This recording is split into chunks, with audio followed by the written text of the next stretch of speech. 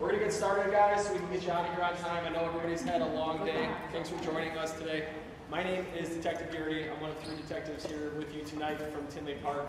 One of my main roles and responsibilities as a detective in Tinley Park is I work mostly with juvenile cases, so victims, witnesses. I work closely with schools on a lot of non-criminal related juvenile matters, so making sure that the schools are aware of all the possible resources out there for kids, any referrals that can be helpful for kids. A lot of my investigations, as with Detective Rizzuto and Detective Van Scown will tell you here in a couple minutes, they come back to social media, they come back to the internet usage, they come back to cell phones, they come back to video games. Kids are constantly connected, so today is very important to go over some of the challenges or even threats that kids are faced with today that maybe, I know they weren't there when I was a kid, same for everybody probably in the audience as well. So with that, we can be supportive of our kids. We got to get educated on these topics, even if we don't have social media. We have to understand how it works and what some of the risks might be in allowing our kids to utilize social media. We'll talk about some guidelines, maybe some rules, some guides that you guys can use as you implement your own personal family strategy on how to confront social media. So without further ado, I'll let the other 2 gentlemen here introduce themselves before we get started. Hi, I'm Detective Rizzuto, Justin. It's a very thorough introduction by JP. So, been a detective for like the last 5 years. I'm a member of the Cook County Internet Crimes Against Children Task Force, which is why us 3 do a lot of these presentations, not just to you guys, but also to some of the kids around schools around town. Hi, my name is Detective Van Scown, Tinley Park PD. I also have been a detective now for about 4 years, and just like Justin said, him and I are partners within the Cook County Internet Crimes Against Children Task Force. So we're excited to be here today, tonight to talk to you guys about some things that you can go over with your kids, and we're going to talk a little bit about some stuff that you guys can do and watch out for, good practices that you guys can do to keep your kids safe. Only other thing I'll say, we'll have time at the end for questions if anyone has any, but feel free to raise your hand and ask a question, interrupt us. That's totally fine if you have a question that's specific to whatever we're talking about at that time, and thanks for coming out. All right, here we go. So tonight's agenda, we try to break it down into like 5 segments so you're not completely overwhelmed with this. So we're going to go over internet safety fundamentals with that. A lot of these internet safety interchangeable with video gaming, social media, anything like that. They're fundamentals of what we can do and what we need to be prepared for. The various social media platforms, we're going to try to cover the most popular ones with kids these days. And when I say kids, I mean preteens, teenagers, all the way up to adulthood. Cyberbullying, we will touch on AI, which of course is everywhere now, and some practical tools for the parents to take away from. So hopefully we'll put some tools in your tool belt and help you guys work with your kids, make them as safe as possible online. Purposes, we're going to be trying to include some tips and explain some of the dangers really that these kids are facing, so reducing some child exploitation, preventing future victimization, educating, and then as well as supporting mental health. We'll talk about some of the risks or what the research is showing of what happens to kids that are spending a lot of time on social media or the internet.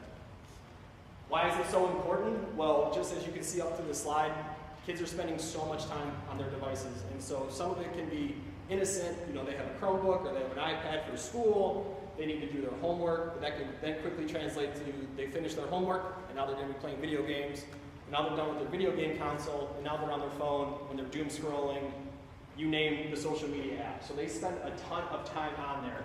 As Vince and Justin said, we talk to kids as well. Oftentimes we ask them to raise their hands when they want to tell us about their screen usage. And anybody with an iPhone on Sundays, they get that screen usage report and it'll tell you how much your daily screen time is.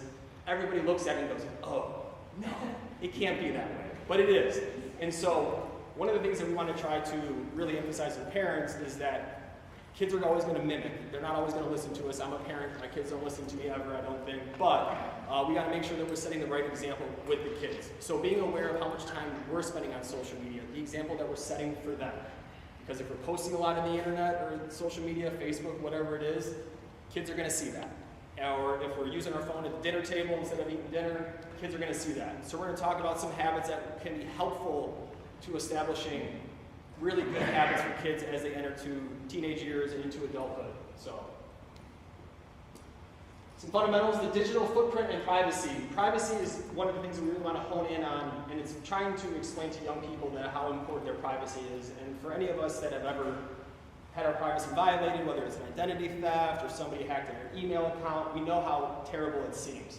The analogy I like to use when I'm talking to even junior high kids is, would you like it if you looked outside your house window and you saw somebody looking into your house? No, that wouldn't feel very good. The same premise applies to what you're putting out there on social media. Your online persona is just like a house, and if you're putting too much information out there or allowing the window to be too big, where you're then allowing a bunch of strangers to look into who you are and how you're conducting yourself on social media or the internet, that can be problematic. Password and account security, so kids shouldn't be sharing passwords with each other. Kids should not be logging in. If they do have Snap or Instagram, they should not be sharing devices. We explain to the kids that, hey, you might be friends with little Jimmy today, but next week might be different, and all of a sudden, he has access to your Snap account, he has access to your Instagram account.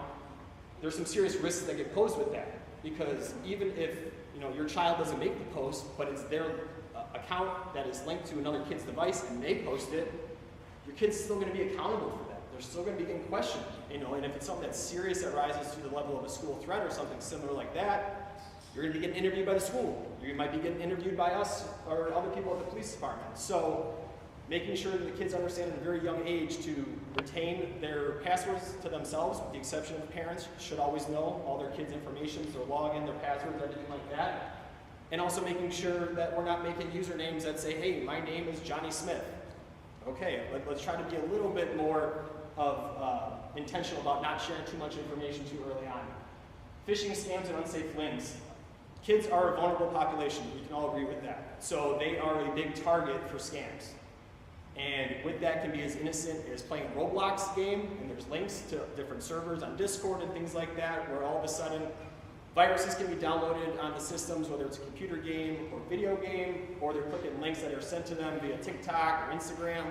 They're very vulnerable, so we gotta make sure they understand that if it's too good to be true, it's too good to be true. Don't click the link. And avoiding adult websites, of course, making sure that they're not accessing websites or information that they are not ready for. Also understanding that these tech companies are not here to protect the kids.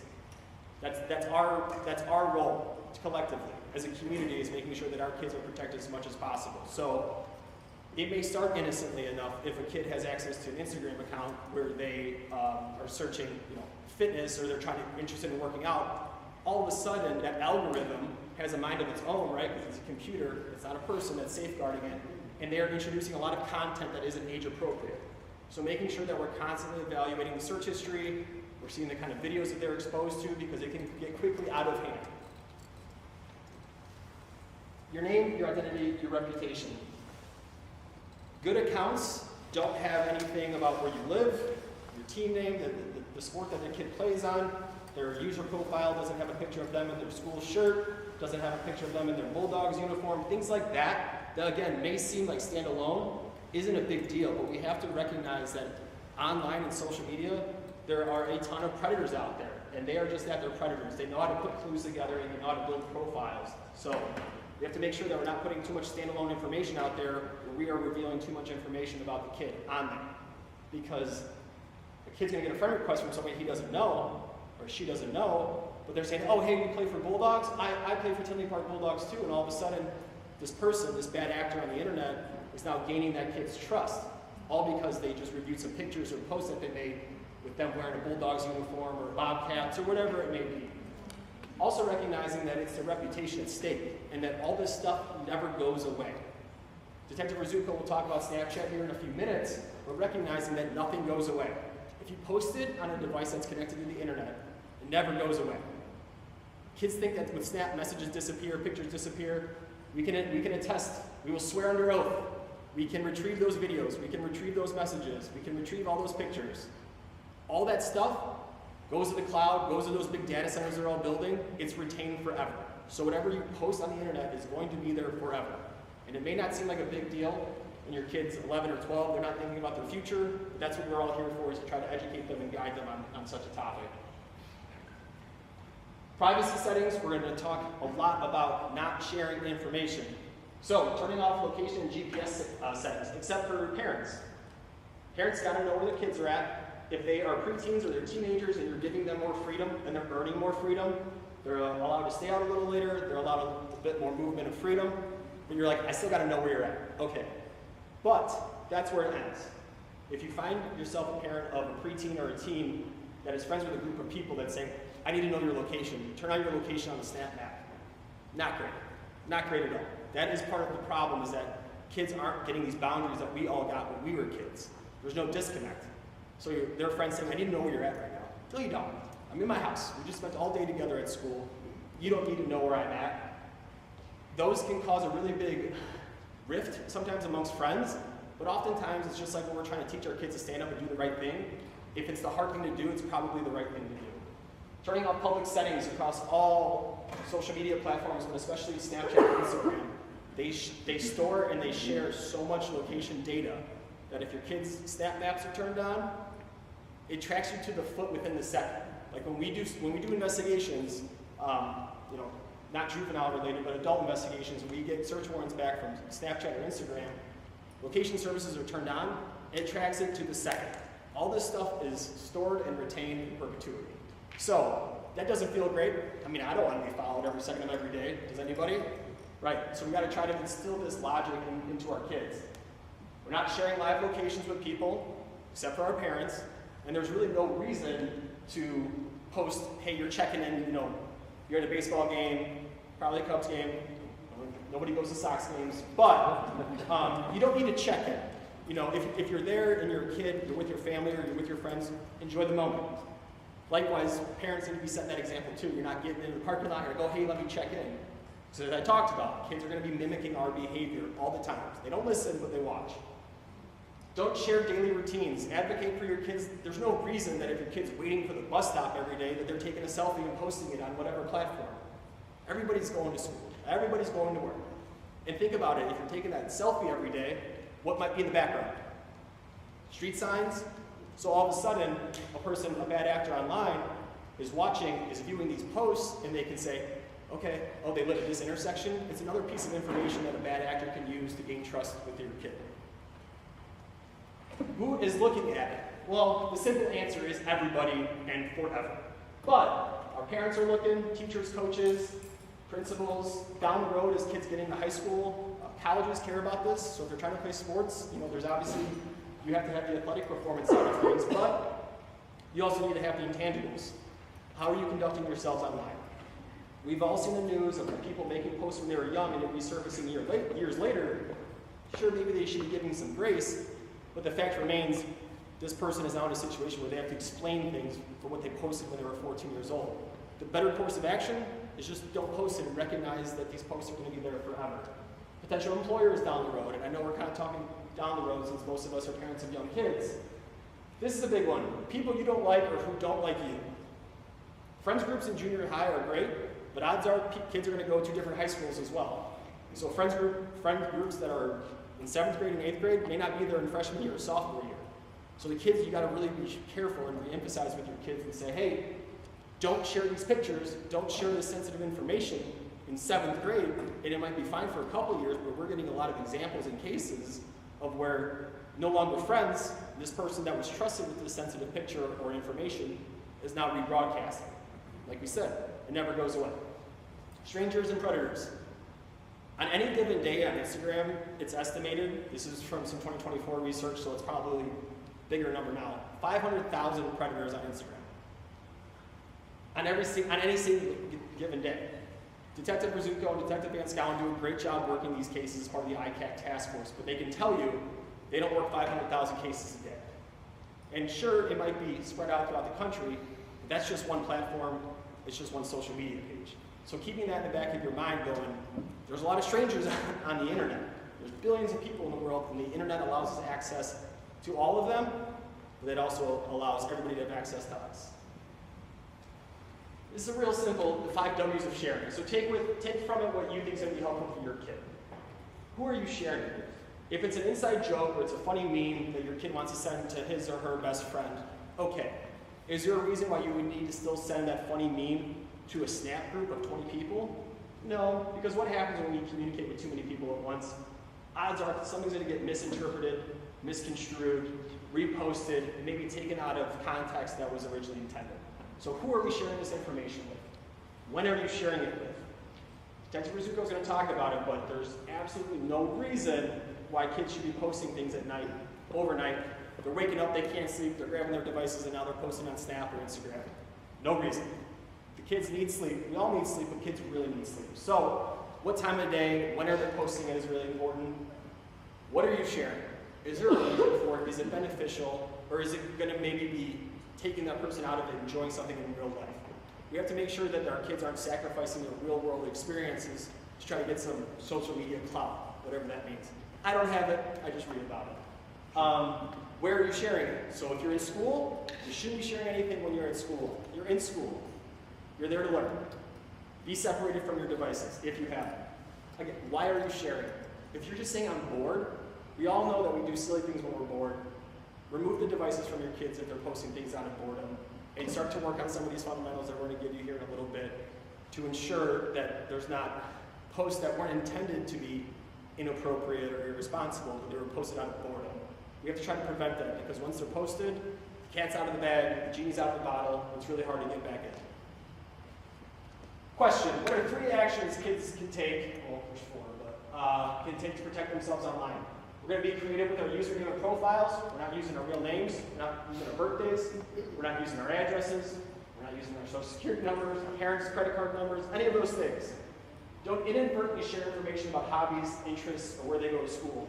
As I mentioned, it can be very innocent enough, and a young person may not understand why can't they post all their own pictures of themselves in all the uniforms on the social media.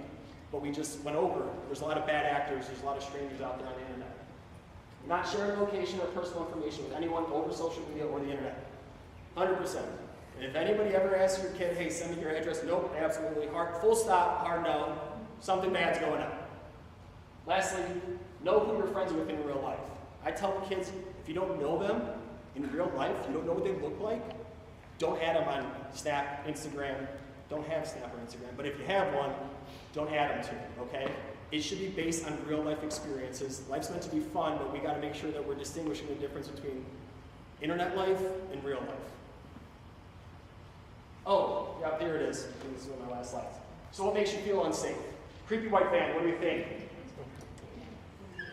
Thumbs up, thumbs down? Yeah, not great. We were all told at one point, I'm sure some of the kids in this room have been getting told, hey, if you go to the park after school, you know, we have a nice couple days here finally, maybe spring is coming. You go to a park, you see something, you see a person, you see something that's creepy, kind of makes your spidey senses go off, what do we tell them to do? Run home, call the police, run home, tell me, we'll call the police, any of these things. So, albeit a white panel van is not illegal or bad, we kind of teach our kids to be aware of stranger danger early on, right?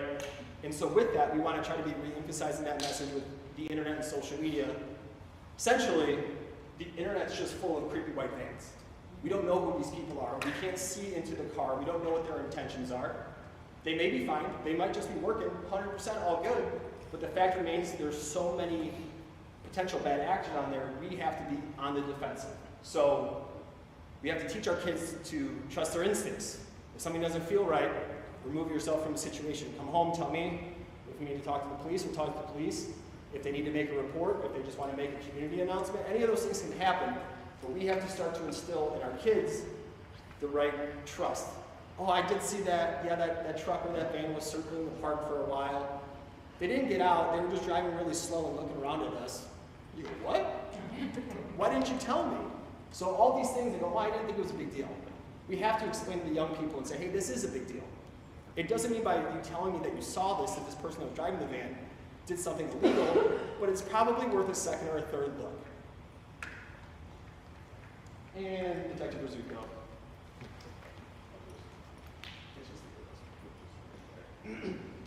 Alright, so next we're going to go kind of more into specific social media apps.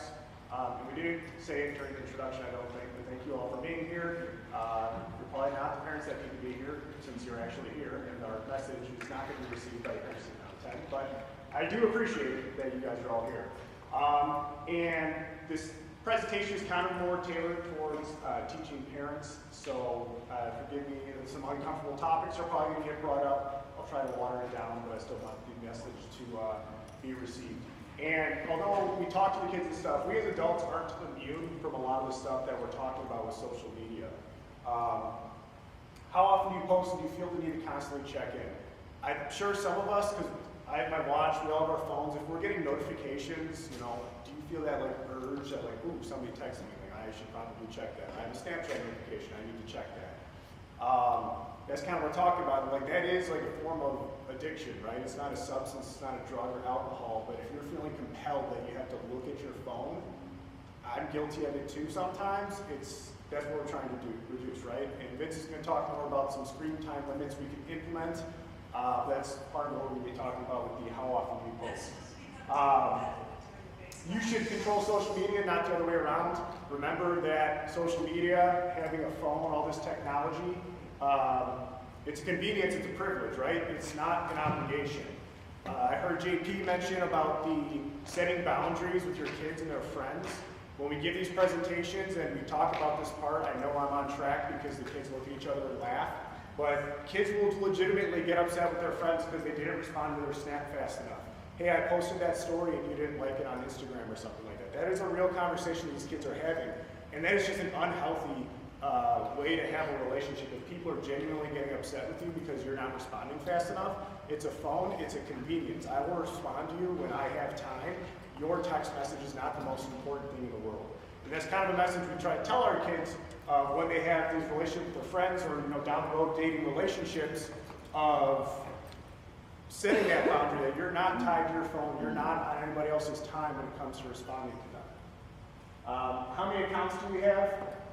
The only social media I still have is Snapchat for some reason, which I'll talk to my own downfall about that later. But I have one Snapchat account, I don't have multiple. I have work accounts for stuff, but that's a different purpose. We and our kids should really only have, if you're gonna have an Instagram, have one Instagram. Why do your kids need multiple Instagram accounts? Why does really anybody have multiple Instagram accounts? There's usually a reason behind that, whether, again, Vince will talk later about a cyberbullying aspect or potential predators on the internet. Those are the type of people that have multiple accounts. So if you allow your kid to have these social media accounts, it should be one. They shouldn't be having hidden Snapchat accounts or anything like that that you're not aware of. Can anyone see anything at any time? One of the most basic rules of social media and internet safety is, for kids, is make sure your account is private. Only your friends can see it, right? We don't need, I know if you ask kids apparently now, they want to be like influencers, like that's apparently an actual aspiration in life now, is that we want to be famous on the internet. God help us all. But that's a real thing that they say. And maybe it's just like when people tell kids you're not going to play in the NBA, you're probably not going to be a famous TikToker, right? So you don't need these public stories. The world doesn't need to see what you're up to creating this stuff. Because JP touched on is there are bad people in the world, unfortunately, who look for that stuff, and everything's a piece of a puzzle. Are we proud of what we post? Looking back, I'm sure we've all had regrets that we've said to somebody. We said something to one of our friends or a family member that, looking back, like, I probably shouldn't have said that, and we feel bad about it. It's the same concept. We said now it's on the internet, and people could have screenshot it, they could have documented it, and it's a simple apology to the person you offended is no good anymore because the world can see whatever it is that you regretted. So just make sure that you're happy, you're proud of yourself for what you're putting out there. And we're going to talk about parents' rules. Hopefully, kids who have social media, you listen to your parents' rules and the agreements you have in place to have social media, because those should exist in your household. I don't know what that is. All right, so this is not an all-inclusive list. These are some of the more popular social media platforms and apps that we are encountering. Roblox, I don't play Roblox. I understand it's some form of video game with an in-game chat system, which to my knowledge is actually fairly well monitored by the Roblox servers.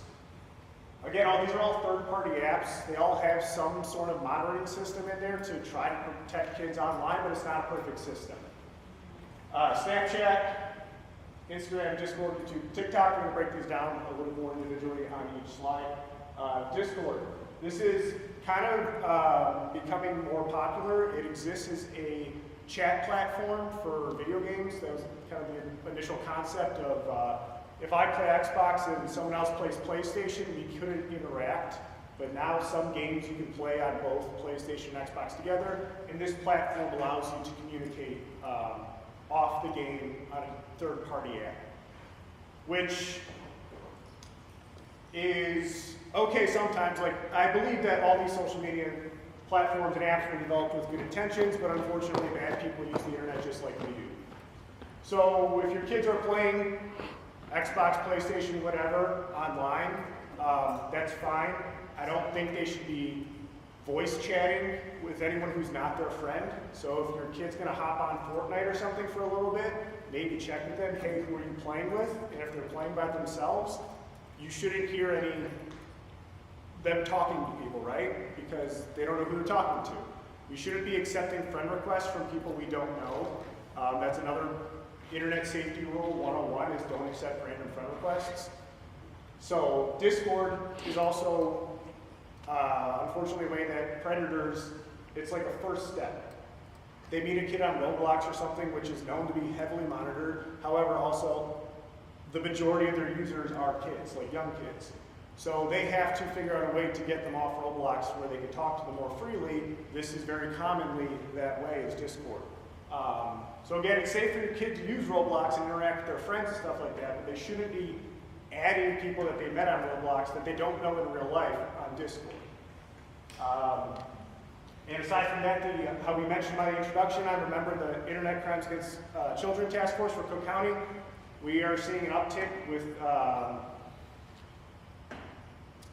offenders, predators who are switching to Discord. That seems to be the new trend for them to talk to kids online. So there is a legitimate purpose for it. I don't think a lot of kids should be having it because if you're playing video games with your friends, you can probably talk to them in game. Just if they have this, just monitor their friends list and have an idea of who they're talking to. All right, Snapchat. Some statistics. Parents in the room, have any of you ever heard the term sextortion? A couple of you, I think I recognize you from our presentation last year, so welcome back. Vince will touch on the definition of sextortion and what it is in his portion of this, but 51% of the kids on the platform became targets. That's alarming. And 23% were actually sextorted successfully. So Snapchat is kind of the bane of our existence. Every case with school threats or inappropriate pictures getting sent around all stems to Snapchat. Snapchat's been around for probably 10, 12 years or so. And when it started, it was the whole, you send a picture, in 10 seconds it's gone, and everyone was like, oh, this is gone forever. Well, no, it's not. Obviously, screenshots and screen recording exist. You get notified if that happens, but the pictures, the videos, the messages that are sent on here are all retained in the Snapchat servers. And like JP mentioned, us and others do have access to get that stuff back. Along with that idea that sending something and it goes away on Snapchat, I think also fuels the activity on Snapchat. Kids think if I send this stupid picture or video, it's there, it's gone, and no repercussions, right? And that is very rarely the case. What I mean by that is, one, the inappropriate pictures and videos. They think if I just send them out, it's there, it's gone, and no one can get it again. However, Snapchat also does have a decent built-in monitoring system that flags, for like school threat stuff or the inappropriate pictures and videos of kids, to where they alert law enforcement if something like that comes across their servers. Snapchat also, this is where I'm guilty, because it's the one I still have. If you guys are not familiar, the Snap Streak, how many days in a row that you communicated with someone on Snapchat, you sent them a picture or video. I myself have like a 3,000-day streak with one of my friends, so I don't pop me kettle, but that does fuel the need for these kids to check it at least once a day. I know I do every day. I have to Snapchat Steve some picture of something because you got to keep the streak going. So if I, as a 32-year-old man, feel that need, I guarantee you, your young kids are also feeling compelled to keep that Snapchat streak going, right? And that's what we're talking about. It's all about getting the user to come back to their platform, and that is a genius built-in way to get people keep interacting with their platform. JP also touched on one of the basics of internet safety is the location data, sharing your exact coordinates for whatever reason people feel the need to do that. And I mentioned not be accepting friend requests from random people. On my Snapchat account, I get weekly friend requests from people that I have no idea who they are. Luckily, I'm very smart with my internet safety and I don't accept any of these friend requests.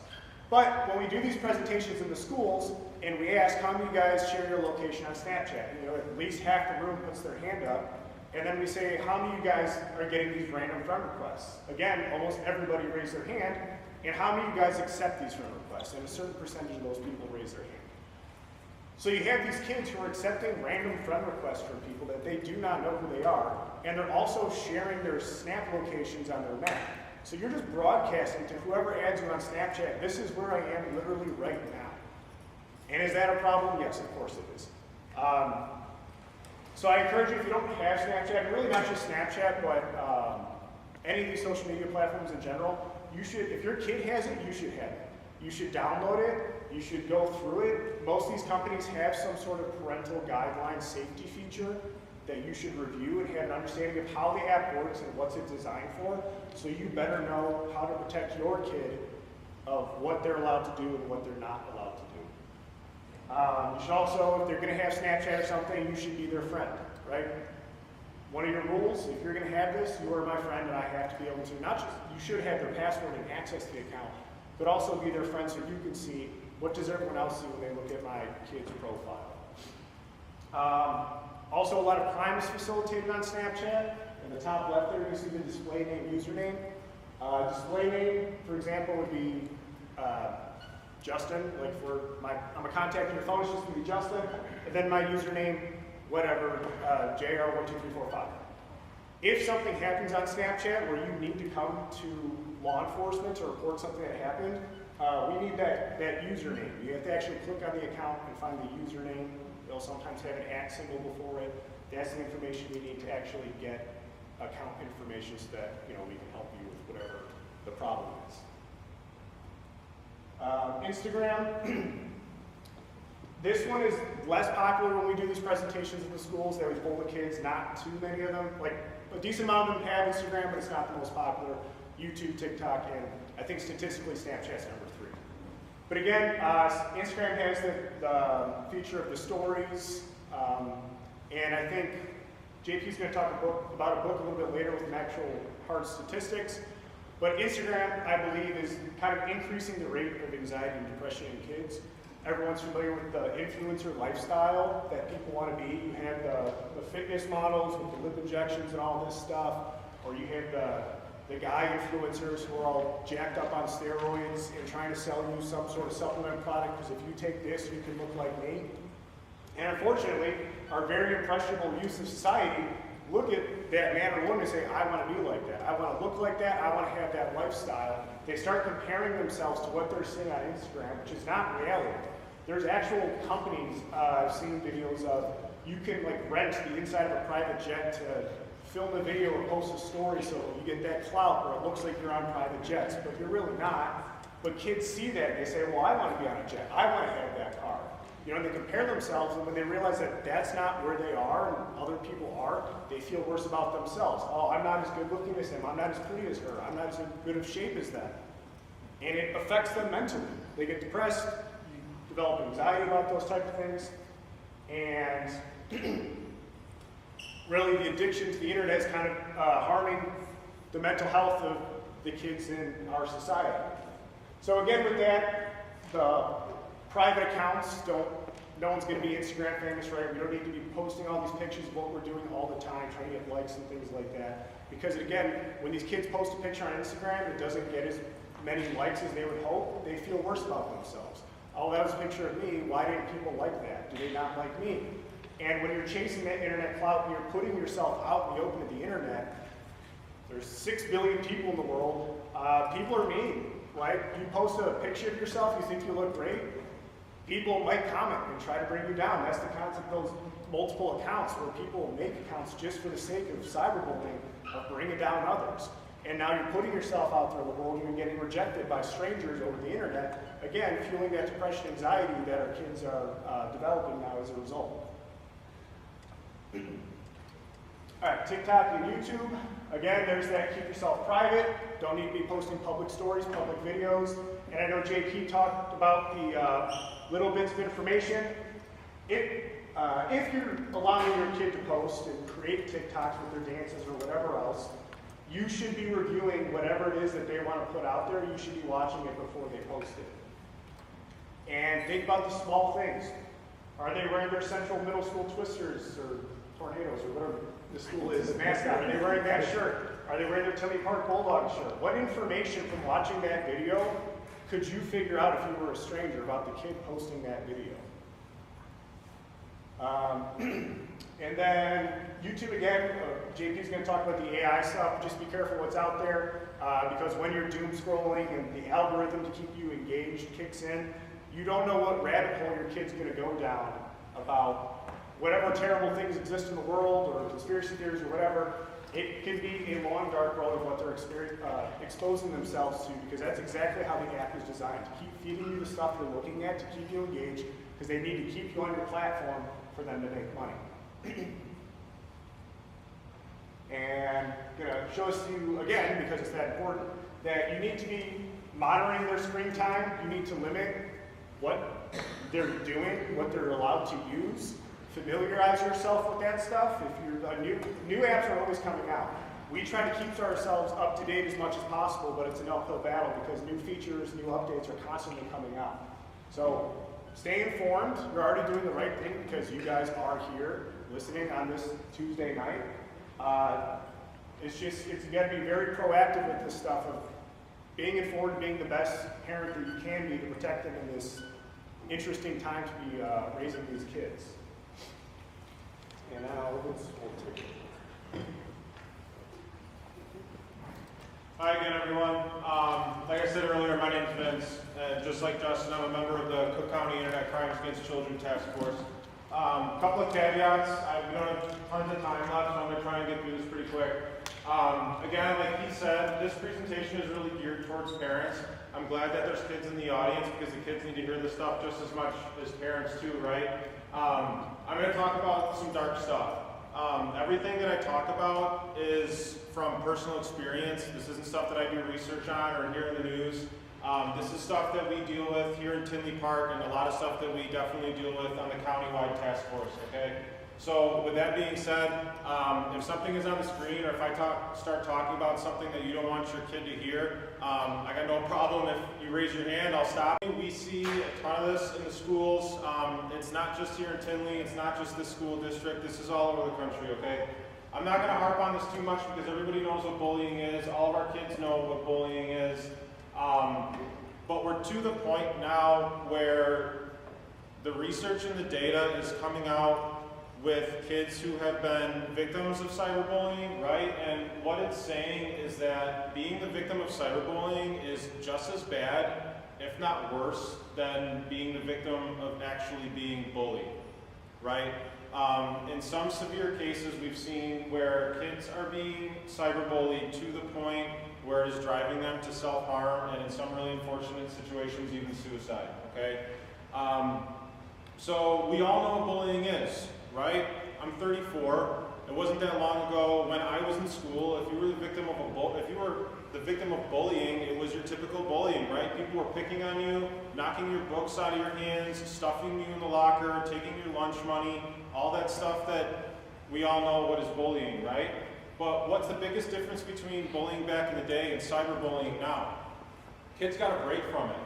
They got to go home at the end of the day and get away from their bully. They got to go home and hang out with their parents, hang out with their friends, people who aren't bullying them, and they got a break. That's a big deal for the emotional and mental well-being for a kid, getting that break, right? Even they know they might have to deal with it again after the weekend or deal with it tomorrow, at least they were getting that break. Now what we're seeing with cyberbullying is kids aren't getting a break, okay? We were just in a different school a couple weeks ago and we asked the kids, how many of you check your phone before you go to bed? And just about all of them raised their hand. We said, how many of you kids are checking your phones first thing in the morning? Just about all of them raise their hand. Some of them even wake up in the middle of the night to check their phone, okay? So they're being the victim of cyberbullying. They're being bullied right before they go to bed. They're being bullied in the middle of the night, waking up and being bullied. And they're being victimized again first thing in the morning when they look at their phone and they see that Snapchat and they see that group chat going on and they're being made fun of, okay? The mental and emotional toll that this is taking on the kids it's really sad. So we encourage you guys as parents, and we encourage the kids too. If your kid is being the victim of cyberbullying, obviously talk to them about it. Come to us if you feel like it's to the point where law enforcement needs to get involved. Don't think that you're being an overprotective parent if you think it's gotten to that point. We've had many cases like this where the way we handle things with kids is obviously different than adults, but we've had cases where law enforcement has rightly gotten involved because the bullying has gotten so bad, okay? And then obviously if you're monitoring your kids' phone usage, social media usage, and they're the ones being the bully, or maybe they're aware of it and they're not doing anything about it, obviously that's a conversation that you need to have with your kids. Maybe get us involved if you feel like it's to that point too. But we bring this up because we see it all the time and it's sad, and we're just doing everything that we can to try and minimize this in our community, right? Obviously we all know that all this stuff on the screen, this is all aspects of cyberbullying that our kids shouldn't be partaking in. The two things that I want to touch on this slide before we move on is the threats, okay? Unfortunately, we still get a handful of these every single year, okay? Someone decides, for whatever reason, they're going to make some sort of ambiguous threat about bringing a weapon to school or harming kids at school, whatever it may be, okay? We do not have the luxury of trying to determine which threat is legitimate and which threat is a joke or was just meant in good fun, whatever the excuse is, right? We have to take them all extremely seriously.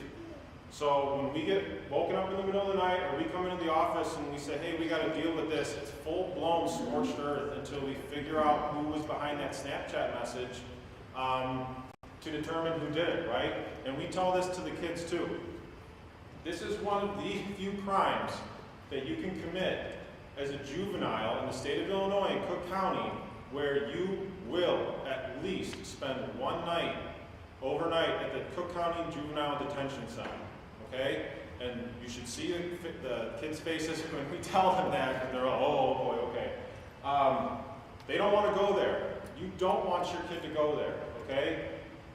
There's a lot of kids at the Juvenile Detention Center who have done horrific things, right? Like we don't want our kids spending the night there. We don't know who their roommate is going to be, okay? Perfect example of this.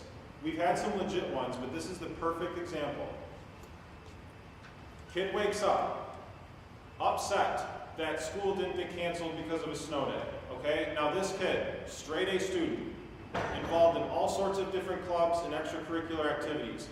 We have no idea who he is because he's about as good as a kid as it gets, okay? Awesome, awesome kid.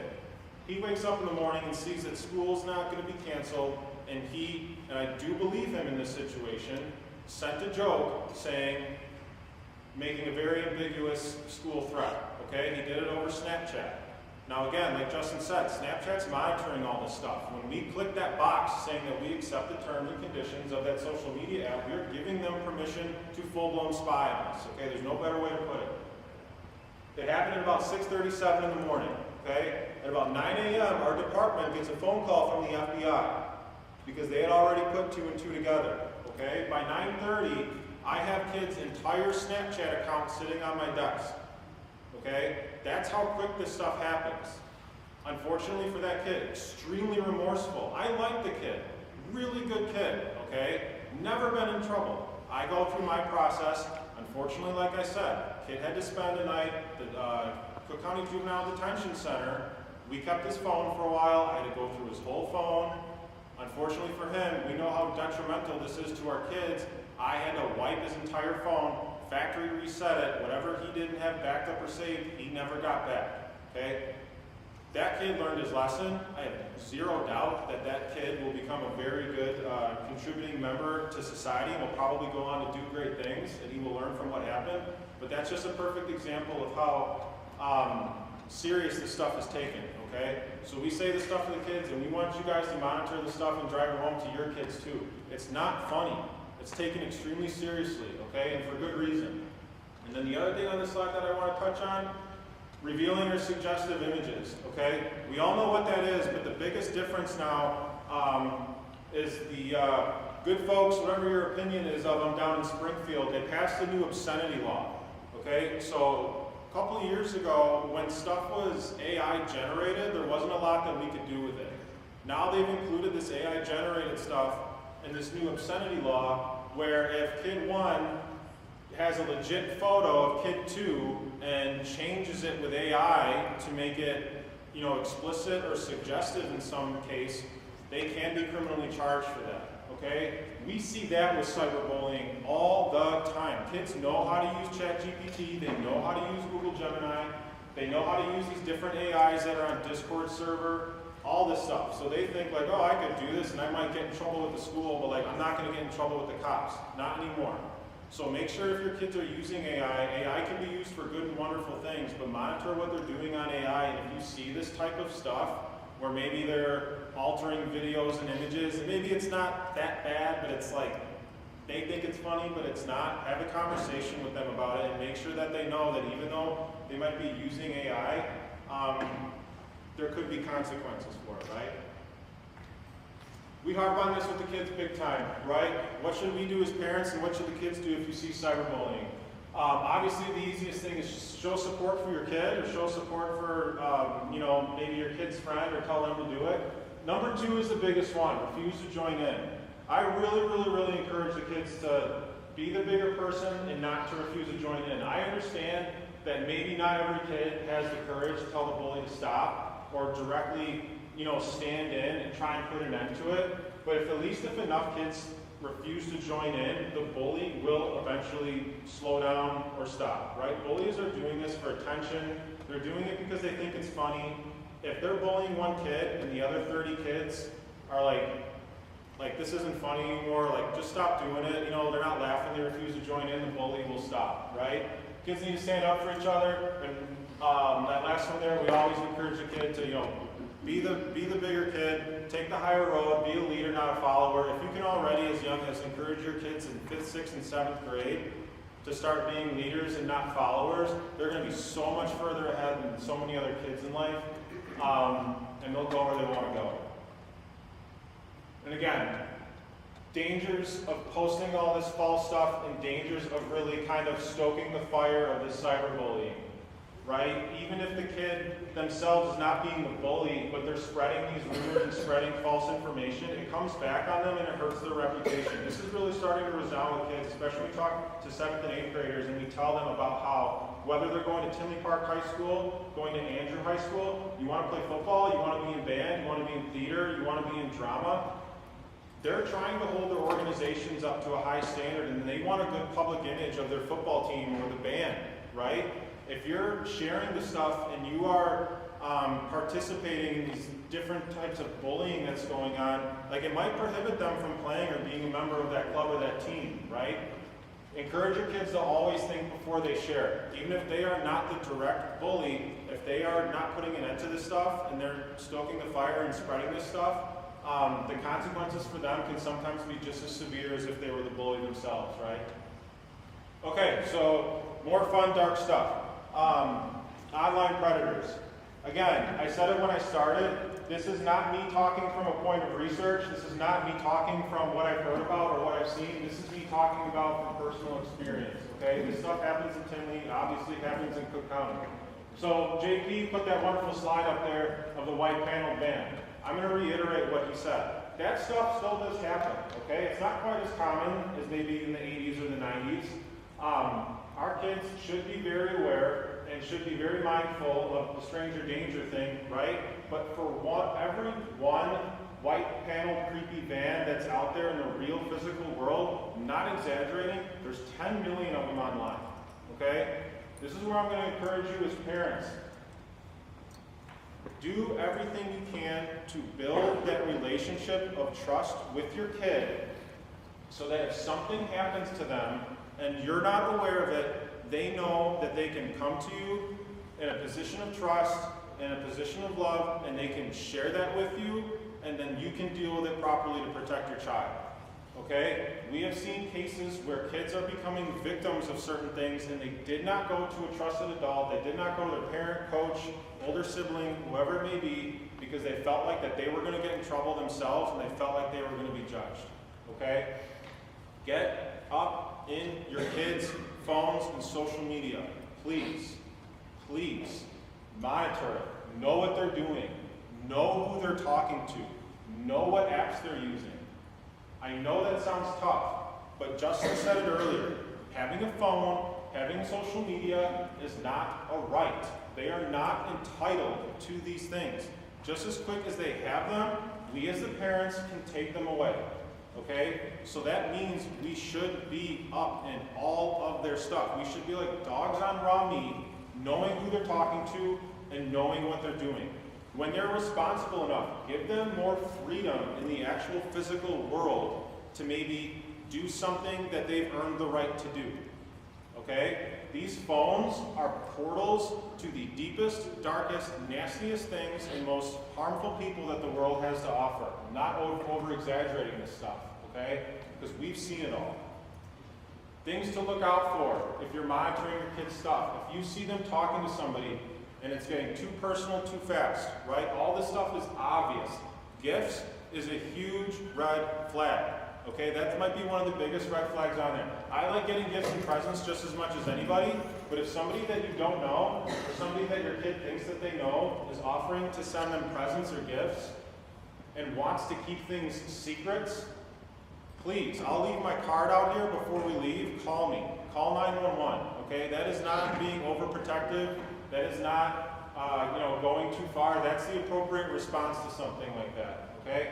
Obviously, if they want to share appropriate pictures, and if they're talking about adult things, violence, all this stuff, these are all huge red flags, okay? That's your typical online predator. For whatever reason, they have some sort of motive to exploit either you or your children. This is stuff that should not be going on, okay? So who are these people? We've seen it before where maybe they're just hackers and identity thefts. Okay? They're trying to get more information on your 12, 13-year-old kid, not because they want to exploit them in some sort of way, but they want to exploit you. They want to get enough information where they can get mom and dad's credit opened up so they can go buy a $90,000 Mercedes. Okay? That does happen. That's best case scenario, but that does happen, right? Sometimes they're bullies, but most of the time, like I said, they're usually creeps and they're strangers, and for some reason, they're out there to exploit, in some cases adults, but in more cases than other, they're out there to exploit children for whatever motive that they have, okay? So what should we do? We tell the kids this exact same thing, we tell you guys too. What to do when you see this stuff. Tell your kids to block them. We shouldn't be accepting friend requests from people that we don't know in the first place, right? There's a lot of kids out there that play video games with people that they don't know. In some certain situations, that's okay, but that's why we tell parents and we tell the kids, make sure you're not sharing personal information with these people. If it's just some other kid that you like to play, Call of Duty or Fortnite or Roblox with, and the only thing you ever talk about is Call of Duty, Fortnite, or Roblox, that's okay. But we shouldn't be sharing personal information with people that we don't know, right? Huge one. Please don't meet up with people. Okay? And I've seen this. There are people out there that are eventually going to get to the point with these kids that they've met online where they are going to ask them to meet up with them. Okay? Only God knows what's going to happen after that, but this does happen. Kids need to know. You might have been talking to this person for 3 years, and the only thing you ever talk about is Roblox, but for whatever reason, today they were like, hey, where do you live? We should meet up. We should hang out. You sound like a good time. Let's play basketball at the park. No. Very bad. Not great. Do not send anything that they're asking you to send, right? And again, we tell the kids this, tell a trusted adult, whoever that is in your life, please tell a trusted adult. And sometimes, we've seen situations with the kids where they're sent something and they are immediately taken back by what they're seeing. If that happens, turn the screen off. Don't continue to traumatize yourself by looking at or clicking on whatever they sent you, right? If it makes you feel gross, turn off the screen. So, like I said, there are situations where it does happen where that is worst case scenario with the online predators, right? It's a little bit more rare than this, but it does happen. This is what we deal with way more often, right? This term of sextortion. We all know what extortion is, so we can all put 2 and 2 together to really figure out what this is. But we see this all the time, okay? This is people out there who want to take advantage and exploit adults and kids, and they never actually have any intention to meet up. But because of what they're sharing back and forth online or on social media, they get into a position of trust where they get certain information and they get things from kids where now they are able to have leverage over them and extort them. Okay? I always like to pick on the boys and girls in 2 different situations for what we see most often. So I'll tell you guys, this is how it normally goes, right? With the boys. I was a 12, 13, 14-year-old boy at one point too, right? All the men, we were all boys when we were younger. What we're seeing is these boys are getting direct messages or friend requests from 18 to 25-year-old girls, and they start talking to them, and the boys think, oh man, I'm a big deal, I'm cool, I'm 13, 14, but I'm starting to hit the weights, and these, this 21-year-old girl on Instagram is taking a liking to me for whatever reason. I don't know why, but I'm cool. I'm gonna tell my friends about it. All the friends are like, oh man, you're so cool, this girl's talking to you. Where's she from? They want to know more, right? What happens next? The girl starts sharing things with the kid that they shouldn't be sharing, right? We all know what I'm talking about. She starts sending pictures and videos. And then they say, hey, I sent one of me, why don't you send one back? And what do 13, 14, 15-year-old boys do the majority of the time? They send stuff back, okay? Now, that person who's not actually that 18 to 25-year-old female, they have all the leverage on the kid, okay? Now the relationship completely changes. Now it's, hey, send me $1,000 in Apple gift cards. Or I'm going to blast this out to all your friends in your school and all your family. So the kid does it. Now it's, hey, send me more. Send me this. Send me more. And it goes on and on and on. And these kids are scared to tell somebody because now they're embarrassed. Now they think the word's going to get out and this person's going to blast their stuff all over the internet and they're never going to get it back, right? This is a really bad situation. And again, to reiterate the point, we deal with this type of stuff in Tinley all the time. It's really unfortunate. It's sad. These people are out there taking advantage of kids and they know how to get these kids to tick and they know how to get these kids to comply with them, right? Again, this is just like the cyberbullying with the boys. Sometimes this gets so bad and they keep it all bottled up inside and it gets to the point where they begin to self-harm and even commit suicide. With the girls. Now, I do say this in front of the kids, so I'm going to say it in front of you guys too. 12, 13, 14-year-old girls, they are a little bit smarter, a little bit wiser, and use a little bit better judgment than boys do at their age, okay? So we see that exact same scenario happen with girls as it does with boys, but it's not quite as common, it's a little bit more rare. With the girls, it's usually more on a personal level. I always tell the girls, I don't care how much you love your boyfriend, I don't care how much you like this boy that you're talking to, when he says it's just for him, and he's not going to send it out to anybody else, he is flat out lying to you, okay? He's going to share it in the whole school, in the whole school district, and the whole town is going to have it soon, and then me and Justin are going to spend the next 3 days knocking on doors, taking kids' phones and wiping them, and eventually giving them back, and somebody's going to get in trouble. Okay? So reiterate these things with your kids, please. And we tell the kids too, all these things that you guys can talk to your kids about, right? Don't comply. 90% of the time, if you just stop complying and you ignore these people, they'll go away because they don't actually have intentions to come meet up with you, right? Report it. Don't delete the account. I want to know and see the account because we would like to find these people, right? Take screenshots, preserve all this stuff for us if we can't get to it first. And then other things here, like take it down, right? This is a great website. I share this with people all the time. If you find yourself in a situation where your kid set something out and now it's out on the internet, if we have a copy or original copy of the original file, we can upload it into this website. And not to bore you guys with digital forensic stuff, but in 10 seconds, every photo and video that we take has an MD5 or a hash value attached to it. It's basically a serial number for that photo or that video, okay? We can upload that image with the MD5 and the hash value into this website, and everywhere it finds on the internet where that MD5 or that hash value matches, it will wipe it off the internet. It's not a completely foolproof system because it's very, very easy to change an MD5 or a hash value, but a lot of time, at least with kids, they don't know that. So a lot of times this is very useful, and it's a good way, a good tool to get the ball rolling on how to get this stuff off the internet. And I say that with the understanding of we don't want to not push the point that once something goes on the internet, it is there for forever. Okay, this isn't a foolproof system, it's not guaranteed, but it is a useful tool, right? And then obviously if you or your kids find yourself in a situation like this, most ESPs, because of laws that have been passed, are really, really good at getting this stuff reported to the National Center for Missing and Exploited Children. It eventually comes to us, but you can always report it straight to NCMEC yourself if you want, and eventually it will get to either Justin or I, and then we can deal from it from there. All right, guys, hang with us. Got about 10 minutes left. Sorry for going over. I know we're being super positive and happy, but wanted to talk about something. I know a couple people were here last year or here this year.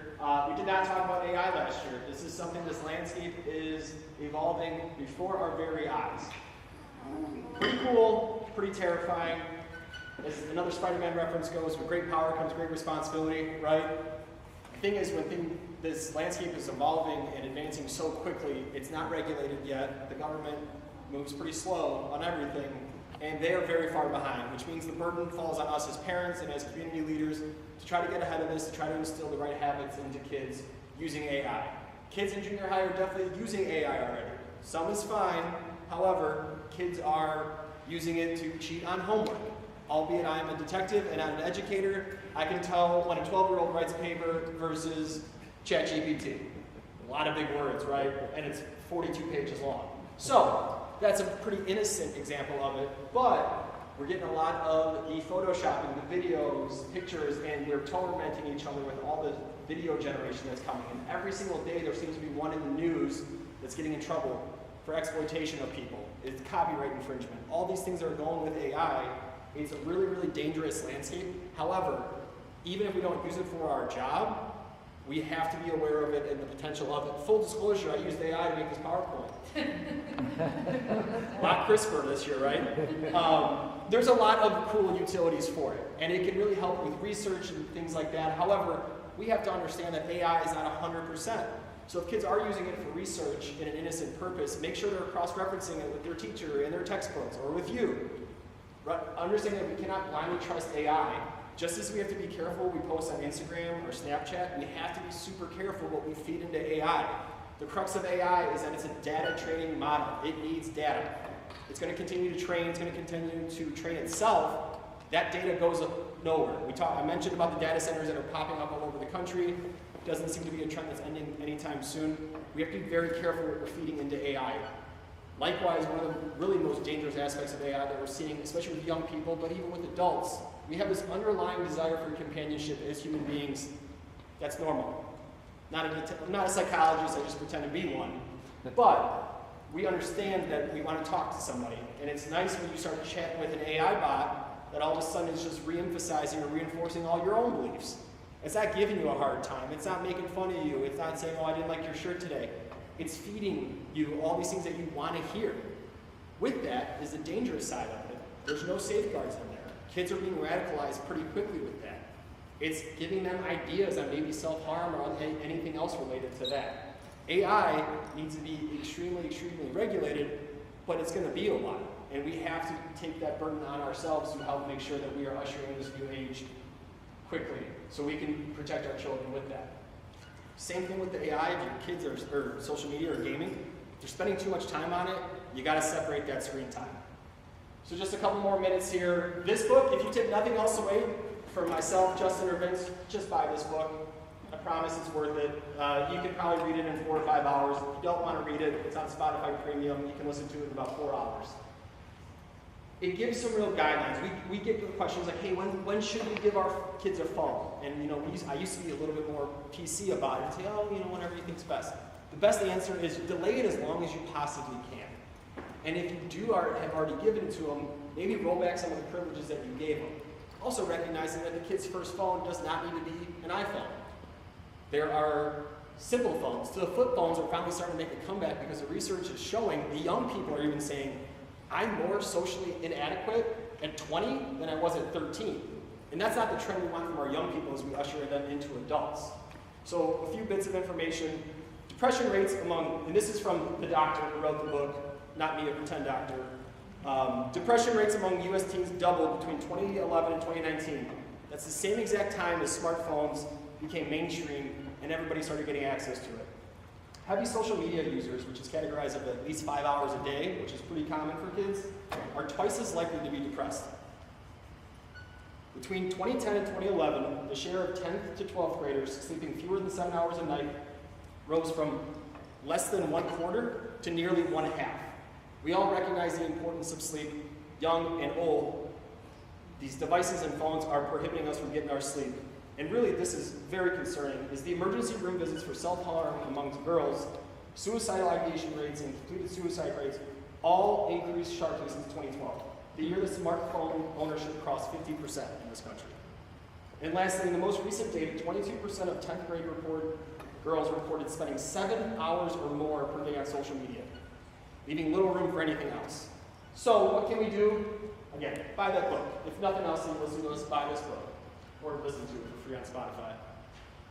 What this book suggests is a list of rules. One of the things that I really want to talk about is going to just be sleep hygiene. So separating the phone. Don't let your kid have the phone in their room. Plug it into the kitchen. You keep it in your room.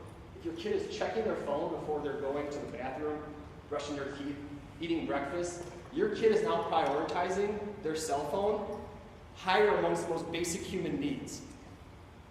Breaking it down, that's kind of terrifying. So, what can we do? It really starts to, we always say, hey, talk to your kids. That's true. Create a framework, create a media agreement with your kids and say, hey, these are the rules. If you prove that you can listen to these rules, I can give you more freedom, I can give you more screen time as you get older. However, set the rules, set the expectations so they know what it is, so then they can meet it. Go through, talk about the apps that they can or they can't use. And when they're 14, those apps that they can use are going to be different from when they're 16 or they're 17. Life 360, I'm going to give you guys a couple examples before I get you out of here. This is a really good app, pretty common. You can use it for location sharing. It's really good for family service or like family niche things so you know where each other's are at. You check in. The minimum age to get your driver's license is 16 still. And I think that with that, along the way we said, hey, young people don't make great decisions when they're young. Driving a car is a big responsibility. I think there's a really big parallel between driving a car and having a smartphone connected to the internet. So think about that age restriction. However, if they are driving, you want to know, hey, how are they driving? Well, this can actually track their speed, location, give you alerts right away. You can categorize it or customize it to your own family's needs. It's just a tool that's out there. Another tool is going to be a BART phone. Sounds kind of funny, but the software comes installed on the hardware. So you don't have to worry about getting a phone that you're like, well, I have to go through, I have to change all these parental settings, things like that. It comes with the software built on the hardware. It's a cheaper service. It works just the same way as it can. However, there's monitoring built into the software that's already on the hardware. It can really offer parents a more streamlined way to optimize and to be able to control what your kids are watching or viewing online. Screen time limits, we talked about in the beginning. We're all terrified of it. Here's a quick example for those that aren't really savvy. Just go through your settings, set those time restrictions for how specific apps for YouTube, TikTok, whatever it is, making sure that our kids are not doom scrolling or brain rot. Do you guys know that that's actually a term in the dictionary now? Brain rot. Kids know it too. They're like, oh, brain rot. Oh my God. We're watching the attention span on kids shrink. And we know as parents that's really hard. We're trying to get them to do their homework. We're trying to get them to focus, to listen. These phones enable or accelerate that attention decrease. So be very careful. Please take this seriously as far as setting screen time limits. Oh, Brick. So has anyone ever heard of Brick? No? Okay, I have one in my house and it's been awesome. My wife got it and I was like, oh, that's a good idea. And so all it really is you tap it up, you can tape it, mine's taped up to my fridge, it's that little device right there in that picture. You tap it up, and it essentially locks your phone out except for phone calls. Cool. And it may seem like, oh, that's silly, I would just untap it. But making that obstacle of just tapping it and your phone's being locked kind of creates the game. And we've learned that this gamification is what makes kids so addicted and adults addicted to their phones. It tracks how many hours you're bricked up. It shows how many hours per month you save. In January, my phone was bricked up for 88 hours. I got almost 4 days back. Because even though you might still be multitasking, odds are you're doing 2 tasks subpar. Versus you're like, hey, I need to lock in for an hour. I'm going to go brick my phone for an hour. You get your work done on the same parallel. Your kids can get their schoolwork done. You say, hey, go brick your phone for an hour, do your homework, and then you can go outside and play. We want to try to create the obstacles to the access the kids have with their smartphones. Brick's a super simple thing. I think it's $30 or $40. It's just self-contained, so you don't have to order another subscription or anything like that. It tracks it, and it really, really does help with focus. I find it myself. We have 2 phones. We have a work phone, we have a personal phone. I've been an investigator. I first became an investigator in 2016. I had 1 computer screen. Now I have 3 computer screens. I have 3 computer screens and I have 2 phones. It's safe to say that my attention span is also decreasing. So I'm cognizant of that, and I'm trying to work on that, as we all are. As I mentioned at the beginning of this, and what I want to wrap up with, the kids are going to mimic what we do. They don't listen to us, but they always watch us. So this is something super easy. If you take nothing else away, like, hey, I can set that example. You can create challenges with your family too. Hey, whoever had their phones bricked up the most gets XYZ reward. I don't know, a higher allowance, whatever it may be. That's for you guys to work together with your family, creating what works best for you guys. I told you 10 minutes. I think I was at 11. We'll stick around for any questions. Thank you so much for coming here. As Vince said and Justin said, you guys are great for coming out. I could have kept you here until midnight to talk about this stuff, as depressing as it may be. We really believe that this is so important that we want to tell everybody that will listen, and those who won't, this information. If there's anything that you want to follow up with us, let us know, and we'll be glad to help out. Thank you. Thank you.